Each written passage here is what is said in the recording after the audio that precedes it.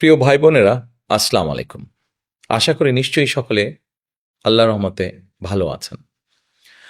আজকে এই মুহূর্তে আমি আপনাদের সামনে আহ, আমাদের অনেকগুলো চিন্তাভাবনা যেগুলো এর ভিতরে আপনাদের সাথে আলাপ করেছি, সমাজের বিভিন্ন শ্রেণী বিভিন্ন পেশার মানুষকে নিয়ে, ঠিক একই রকমভাবে আজকে এমন এক শ্রেণী পেশার মানুষের সম্পর্কে আপনাদের সাথে আলাপ করতে চাই, যাদের সাথে আমাদের সম্পর্ক জীবনের খুব আনন্দ মুহূর্তে, আবার খুব কষ্টের মুহূর্তেও, জীবনের বিভিন্ন গুরুত্বপূর্ণ বাঁকে আমরা এই মানুষগুলোর কাছে যাই, তাদের পরামর্শ গ্রহণ করি।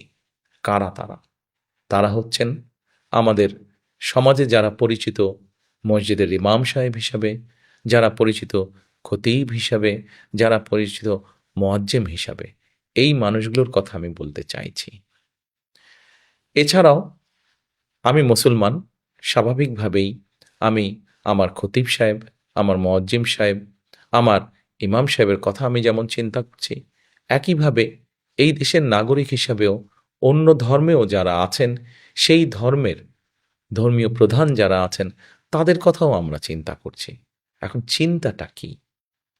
দেখুন, একটু আগেই বললাম যে এই মানুষগুলো আমাদের জীবনের সুখ দুঃখ বেদনা সব কিছুর সাথে কম বেশি তারা জড়িত আছেন। যেহেতু তারা জড়িত আছেন, আমি মনে করি, আমার দল মনে করে, আমাদের দল মনে করে যে এই মানুষগুলোর পাশেও রাষ্ট্র বা সরকারের দাঁড়ানো উচিত। এখন জিজ্ঞেস করতে পারেন আপনারা, কিভাবে দাঁড়ানো উচিত? আমরা বিভিন্নভাবে বিভিন্ন শ্রেণী পেশার মানুষকে চেষ্টা করছি কিভাবে তাদের পাশে বিভিন্ন সহযোগিতা নিয়ে দাঁড়ানো যায়। নারীদের পাশে কিভাবে দাঁড়ানো যায় নারীদেরকে স্বাবলম্বী করার জন্য, কৃষকের পাশে কিভাবে দাঁড়ানো যায় কৃষককে স্বাবলম্বী করার জন্য। ঠিক একইভাবে আমরা চাইছি যে আমাদের যে খতিব সাহেবরা আছেন, আমাদের যে ইমাম সাহেবরা আছেন, আমাদের যে মুয়াজ্জিম সাহেবরা আছেন, অথবা অন্য ধর্মের যারা ধর্মীয় প্রধানরা আছেন, এই ব্যক্তিদের জন্য আমরা সরকারের পক্ষ থেকে একটি মাসিক সম্মানের ব্যবস্থা করতে চাইছি, যাতে করে তারা সমাজে সম্মানটা বৃদ্ধি পায় তাদের, যাতে করে তারা একটু হলেও সমাজে সচ্ছলভাবে পরিবারকে নিয়ে চলতে পারেন। শুধু তাই নয়, আমরা চাইছি একইভাবে এই ব্যক্তি সম্মানী ব্যক্তি যাদের কথা বললাম, এই ব্যক্তিদের মধ্যে যদি কোনো রকম প্রশিক্ষণ দেওয়ার মাধ্যমে তাদের দক্ষতা বৃদ্ধি করা সম্ভব হয়, তাহলে আমরা সেই ব্যবস্থাটাও করতে চাইছি, যাতে করে সেই মানুষটি তার ভেতরে যেই অন্য গুণ আছে সেটি প্রকাশ করার মাধ্যমে তার অর্থনৈতিক উপার্জন সৎ উপায়ে যাতে বৃদ্ধি করতে সক্ষম হন। আমরা ইমাম মুয়াজ্জিম কল্যাণ ট্রাস্টকে প্রকল্প গ্রহণ করার মাধ্যমে আমরা এটাকে সময় উপযোগী করার মাধ্যমে এটাকে শক্তিশালী আমরা করতে চাইছি।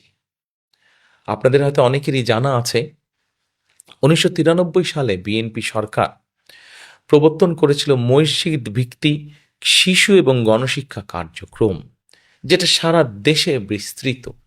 আমরা এটিকে আবার সুন্দরভাবে চালু করতে চাইছি, যাতে করে আমাদের সামাজিক যে মূল্যবোধ, পারিবারিক যে মূল্যবোধ, ধর্মীয় যে মূল্যবোধ, এগুলো আমরা আমাদের শিশুদের, আগামী প্রজন্ম যারা, ভবিষ্যৎ যারা, তাদের মধ্যে সুন্দরভাবে এই মূল্যবোধগুলোকে যাতে স্থাপন করতে পারি। এই জন্যই এই প্রকল্পগুলো আমরা গ্রহণ করতে চাই, কারণ আমরা চাই একটি সুন্দর সমাজ, একটি সুন্দর দেশ, একটি সুন্দর পরিবেশ সবার জন্য গড়ে তুলতে। আমরা আশা করব এই যে আমাদের ধর্মীয় নেতা যারা, তাদের পাশে আমরা যে দাঁড়াতে চাইছি, এই ব্যাপারে সারা দেশের মানুষ আমাদেরকে সহযোগিতা করবেন। পরিশেষে আপনাদের সকলের সহযোগিতা কামনা করে আমার বক্তব্য শেষ করছি। সকলে ভালো থাকবেন। আল্লাহ হাফেজ।